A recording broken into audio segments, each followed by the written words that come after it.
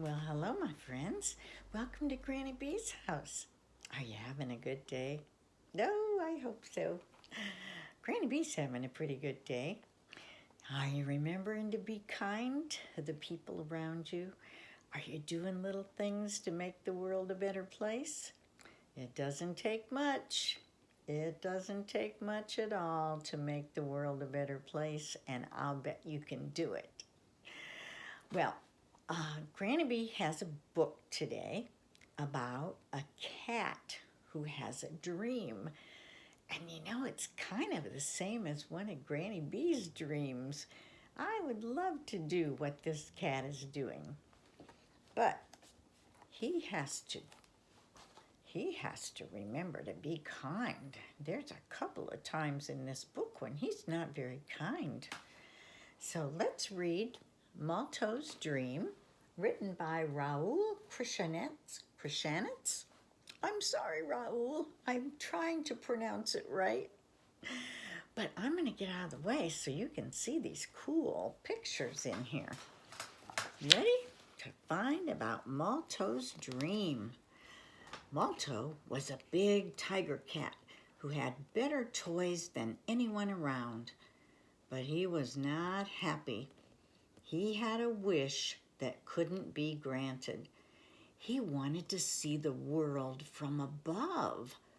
Often, he turned his back on the pile of toys and climbed up to the crook of the old linden tree. There he would dream that he could fly like a bird. One morning, Molto caught two kittens playing with one of his balls. "That's mine," snarled Molto. "Leave it alone." "But you have lots of other balls," said Luna. "You can play with us too," said Felix. "I don't want to play," whined Molto, "and I don't want to share." "What do you want then?" asked Luna. Molto sighed. "What I really want is to fly," he said quietly. "I long to see the world from above." "Well," Luna said, "what if we lift you up?" "No, that wouldn't be high enough," said Molto. "You could climb a tree," said Felix. "I've done that. It's not high enough either." "Or go to the top of Round Mountain," suggested Luna. "Still not enough." "Then you'll have to turn into a bird," cried Felix. "He can't do that," said Luna. "A cat can only be a cat."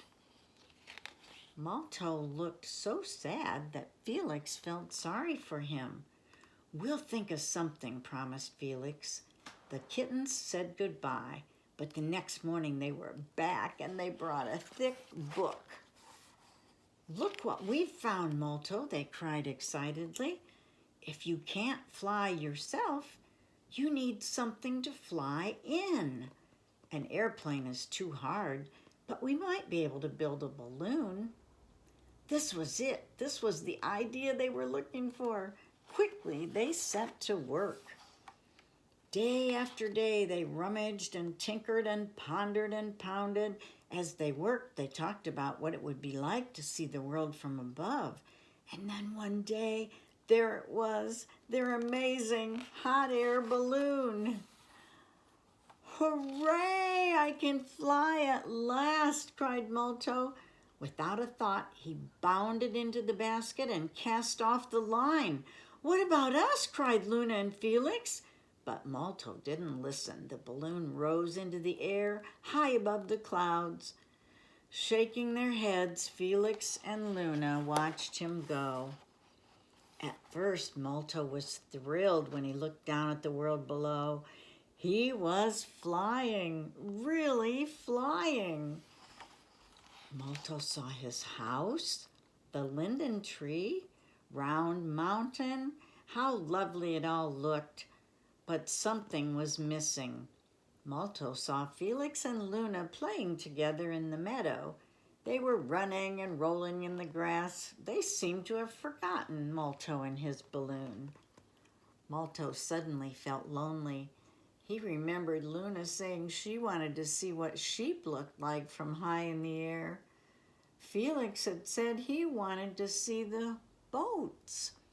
Now Malto could see everything, but they weren't there to share it. He would just have to take them up tomorrow, he decided. Oh, but it was windy when he landed. The balloon twisted and ripped on the fence. It would never fly again. Felix and Luna weren't there to see the wreck. They didn't visit Malto that night or the next night either. Malto felt terrible. He knew why they stayed away. He could only think of one thing to do. One morning, Malto came to find Felix and Luna. "Hello, you two," he greeted them cheerfully. "I have a surprise for you. Won't you come and see?" "What kind of surprise?" whispered Felix to Luna. "A new toy that he won't let us play with?" But no, it was better than a toy, and it was made to share. It was a gigantic new balloon. Felix and Luna were astonished. "I'm sorry I didn't take you with me before," said Molto.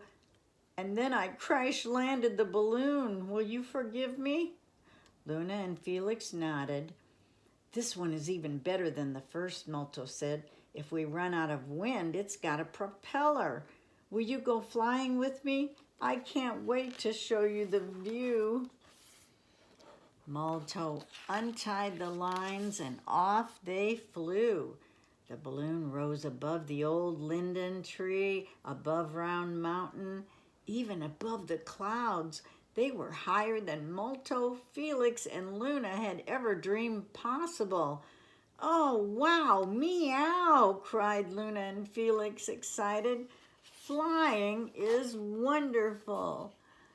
"Yes," agreed Molto with a big smile lighting his face, "and it's even better when you share it with your friends." Well, I think he redeemed himself in their eyes, didn't he?